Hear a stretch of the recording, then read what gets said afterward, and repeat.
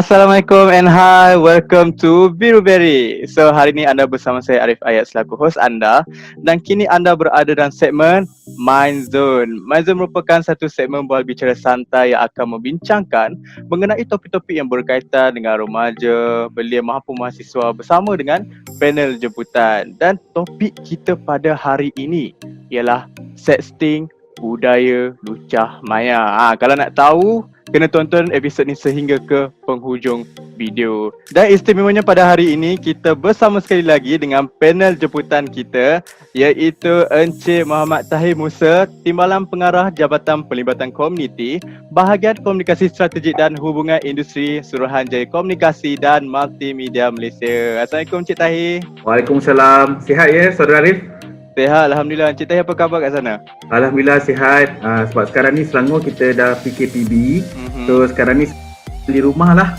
Okey, baik Cik Tahir. So hari ni kita nak berbincang mengenai sexting, budaya lucah maya.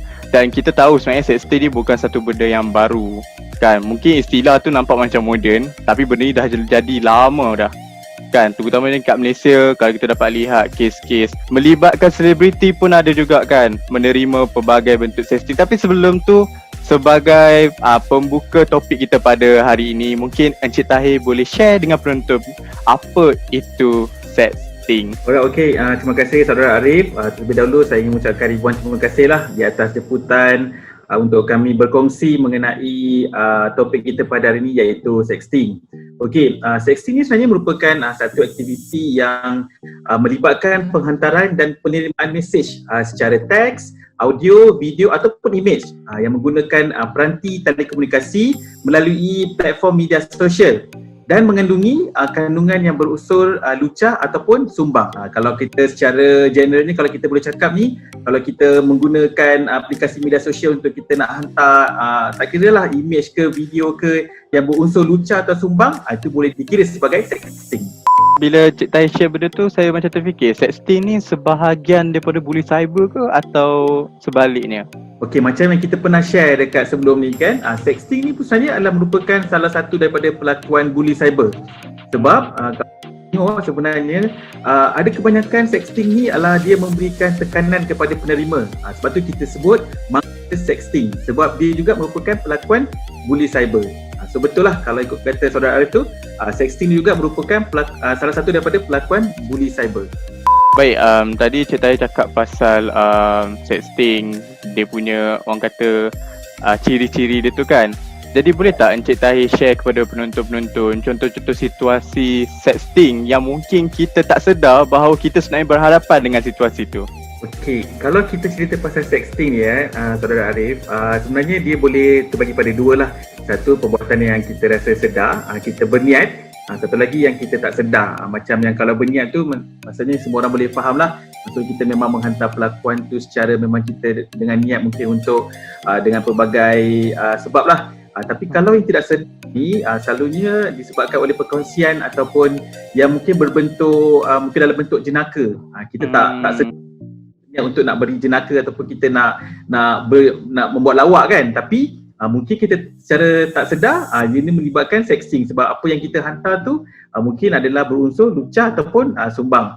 Selain itu juga mungkin disebabkan oleh faktor hiburan. Kadang-kadang kita tak perasan nak bagi kawan ke ataupun kenalan kita ke perkongsian yang nampak macam menghiburkan tapi sebenarnya mengandungi unsur-unsur lucah ataupun sumbang. Jadi ia membawa kepada perbuatan sexting. Saya tertarik juga sebab kadang-kadang yang Cik Tahir cakap pasal jenaka tu kan, kadang-kadang kita ingat macam kita nak buat lawak je dekat kawan-kawan, tapi sebenarnya benda tu pun sebenarnya satu bentuk bully cyber kan. Bukan semua orang mungkin boleh terima jenaka tu kan. Bila kita tengok sexting ni bukan satu benda yang ringan lah, dia sebenarnya satu pembulian yang agak berat sebab bila cakap pasal lucah, dia satu benda yang agak private dan kita nak kacau private orang. Jadi mungkin Cik Tahir boleh share kepada penonton-penonton kesan sexting terhadap mangsa tu sendiri. Okey, kalau kita tengok macam kita dah cerita tadi kan, sexting ni sebenarnya dia salah satu daripada pelakuan bully cyber. Jadi kita boleh katakan kesan sexting juga kita boleh kaitkan dengan kesan mangsa bully cyber. Sebab selalunya mangsa-mangsa sexting ni dia tidak akan rasa selesa, dan dia mungkin akan rasa macam gelisah dan tak tahu apa yang nak lakukan lah, sebab kadang-kadang mangsa seksi ni bila dia terima kan sebarang macam image ke ataupun video ataupun mungkin sekadar teks je, dia akan rasa tak selesa dan dia akan tak tahu apa nak buat. So sebenarnya dalam kes tertentu juga sama seperti bully cyber, sexting juga boleh menyebabkan mangsa mengambil tindakan yang mungkin di luar jangkaan.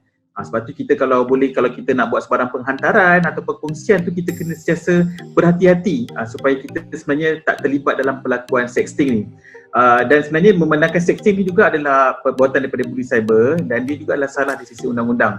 Apatah lagi kalau kita mengadakan pelakuan sexting tu untuk golongan bawah umur. So kalau bawah umur tu dia dah kira jenayah.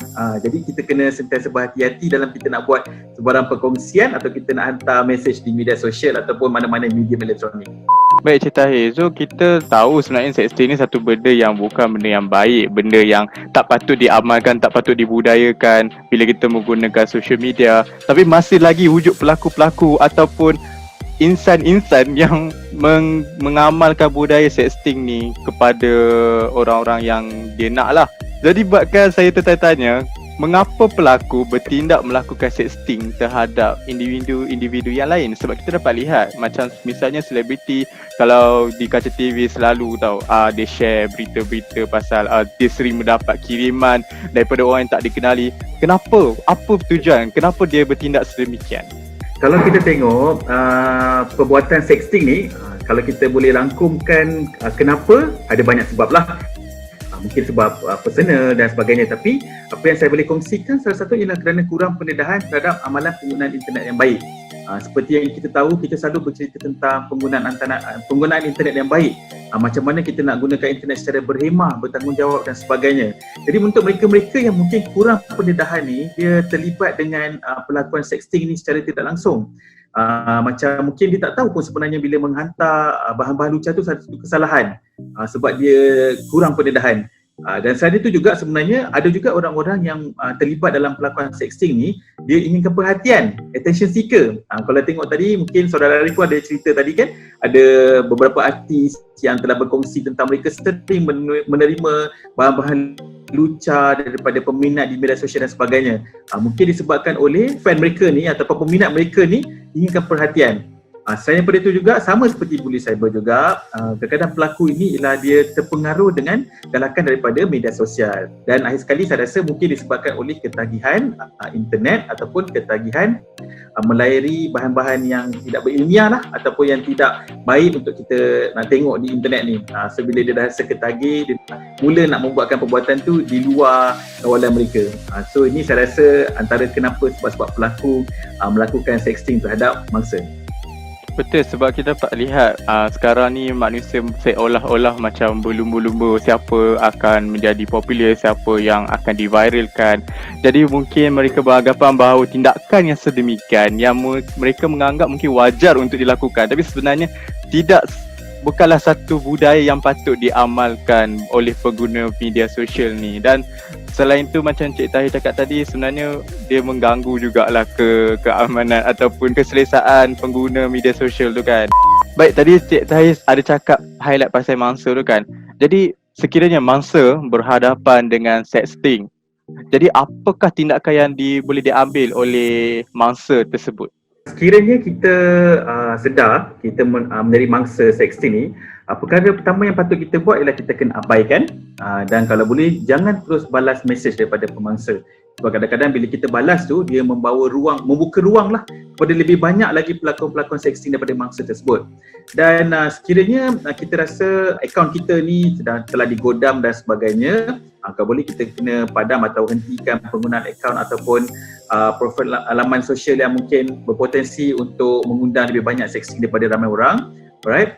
Dan kalau kita dah tahu nombor-nombor yang kita terima mesej tu, kita cuba untuk sekat, boleh block kan sekarang, sama ada WhatsApp ke Facebook ke, semua kita boleh block. Okay. Dan kalau berlaku kepada anak-anak dan sebagainya, kena lakukanlah kepada orang-orang yang boleh dipercayai, sama ada guru, penjaga ataupun untuk orang dewasa. Laporkan, mungkin kita boleh ceritakan kepada kawan kita, pada orang yang kita boleh percayai, supaya ianya boleh kita ambil langkah-langkah yang seterusnya, okey, yang sepatutnya lah. Dan selain daripada itu, saya juga cadangkan kepada semua mangsa untuk kalau boleh screen capture ataupun screen grab bukti dan laporkan kepada pihak berkuasa ataupun mungkin laporkan dulu kepada orang yang boleh dipercayai. Sebab kita kalau boleh tak naklah benda itu berpanjangan. Kalau boleh kita nak benda itu dihentikan oleh pihak pemangsa. Jadi kalau dah ke tahap serius tu boleh laporkan kepada pihak berkuasa. Jadi secara umumnya jangan bertindak untuk mendiamkan diri. Kalau boleh buat laporan kepada orang-orang yang boleh dipercayai. Sekurang-kurangnya ada insan lain yang tahu dengan keadaan kita. Kadang-kadang mungkin kita duduk seorang-seorang and dia berhadapan dengan sexting. Mungkin dia menjadi trauma kan. Dia jadi takut macam nak buka phone pun dah takut dah kan. Jadi buatlah laporan kepada mereka yang boleh dipercayai seperti yang Cik Tahir cakapkan tadi. Kalau kita tengok dekat akhbar sebelum ni pun sebenarnya memang ada dah kes-kes mereka-mereka yang telah didakwa sebenarnya sebab membuat penghantaran lucah kepada golongan-golongan tertentu ni. Jadi kalau dah sampai ke tahap ekstrim macam tu, baik laporkan kepada pihak polis. Okey, baik Encik Tahir. Itu untuk mangsa. Untuk individu yang mungkin belum lagi menjadi mangsa sexting ni, apakah langkah pencegahan yang boleh diambil supaya kita taklah menjadi mangsa sexting ni sendiri? Antara langkah yang kita boleh ambil sebagai pengguna daripada mengelak daripada menjadi mangsa atau mangsa sexting ni, yang pertama ialah kita kena sentiasa penuhkan ilmu tentang penggunaan internet yang selamat. Macam saya cerita tadi kan, bila kita menggunakan internet kita kena sentiasa fikir yang internet ni untuk semua orang. Jadi kita nak pastikan penggunaan internet ni dalam satu persekitaran yang selamat untuk semua pihak. Macam apatah lagi sekarang kita dalam Perintah Kawalan Pergerakan, penggunaan internet tu meluas. Mungkin daripada mereka yang berada di sekolah, universiti dan kanak-kanak pun sekarang ni untuk taskar dan sebagainya, mereka dah mula menggunakan internet untuk pembelajaran dalam talian. Jadi kita kena ada rasa sikap bertanggungjawab tu. Dan daripada tu kita kena elakkan menghantar ataupun memanjangkan mesej yang mungkin mengundang kepada perbuatan sexting. Macam saya cerita tadi lah, kadang-kadang kita rasa betul lawak, jenaka, berbentuk hiburan dan sebagainya, kita cuba nak forward kepada orang lain. Tanpa kita sedar, kandungan tu adalah bersifat lucah dan sumbang. Tak sesuai untuk kita nak panjangkan dan sebagainya. Selain daripada itu, kita kena amalkan kawal sediakan diri. Kawal sediakan diri maksudnya apabila kita nak membuat sesuatu di internet tu, kita kena pastikan kita berada dalam keadaan yang waras, keadaan yang boleh berfikir, keadaan yang kita rasa tidak ada tekanan dan sebagainya, supaya apabila perbuatan kita di internet tu kita boleh kawal. So kita panggil kawal sediakan diri. Dan akhir sekali kita kena kemaskinilah profil dan kenalan kita di media sosial. Penting kan, sebab kadang-kadang macam tadi saudara Arif pun cakap sekarang dah trend orang makin nak ramai kenalan di media sosial dan sebagainya, tanpa mereka sedar mereka mungkin dah bertambah kenalan-kenalan yang tak sesuai, yang tidak bertanggungjawab dan sebagainya. So sentiasa kemaskini profil kita, tengok siapa-siapa orang yang kita rasa macam mungkin bermasalah ni, kita block ataupun kita delete dan sebagainya. Kena kemaskini sentiasa supaya kita tak jadi mangsa dan orang lain tak akan gunakan akaun kita untuk perkara-perkara yang tidak bertanggungjawab dan sebagainya. Baik, kita dah dengar tadi kupasan mengenai tajuk sexting budaya lucah maya. Jadi mungkin Encik Tahir boleh membuat sedikit kesimpulan mengenai topik kita pada hari ini, iaitu sexting budaya lucah maya. Untuk secara kesimpulan, apa yang kita boleh rumuskan dekat sini ialah perbuatan sexting ialah satu perbuatan yang salah.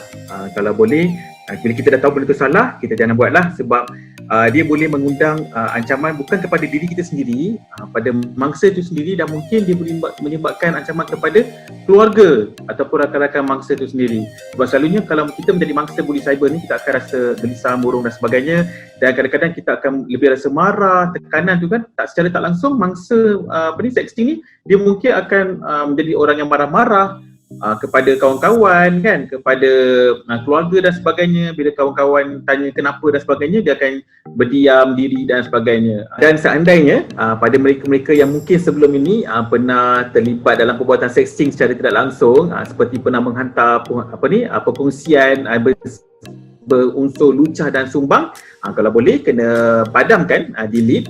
Atau sebelum kalau kita pernah post di mana-mana media sosial kita, make sure orang tak panjangkan lah, supaya tak ramai lagi orang yang akan menjadi mangsa sexting ni. Sebab macam kita tahu tadi, mangsa sexting ni dia memberikan tekanan bukan kepada diri kita sendiri, tapi kepada orang sekeliling kita. Jadi kena hentikan perbuatan sexting. Mungkin Cik Tahir boleh kongsi sikit kepada penonton-penonton kita, apakah aktiviti atau program yang dijalankan oleh Suruhanjaya Komunikasi dan Multimedia Malaysia pada musim pandemik ini? So di sini MCMC, Suruhanjaya Komunikasi dan Multimedia Malaysia, kita sentiasa memberikan pendidikan dan kesedaran kepada semua pengguna internet, macam mana untuk memastikan kita ada persekitaran internet yang kondusif dan selamat.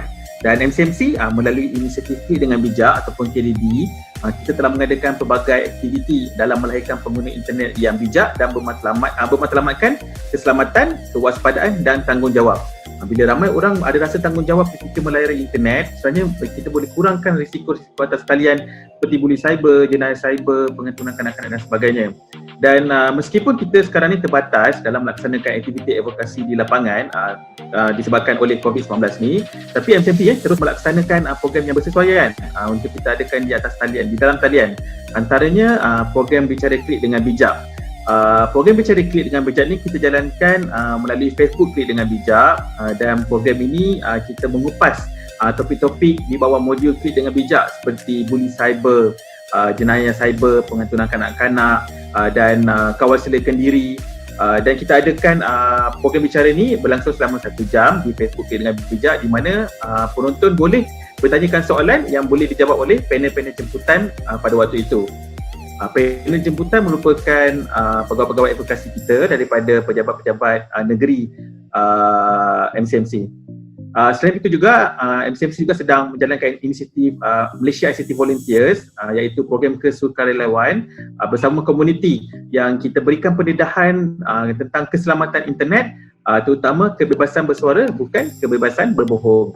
Kita engage dengan sukarelawan di komuniti setempat untuk mereka wawarkan, memberi pendedahan kepada kawan-kawan mereka, keluarga mereka tentang keselamatan internet, supaya walaupun kita tak boleh nak turun padang, tapi kita punya bahan-bahan advokasi kita tu tetap disebarkan oleh sukarelawan kita sendiri.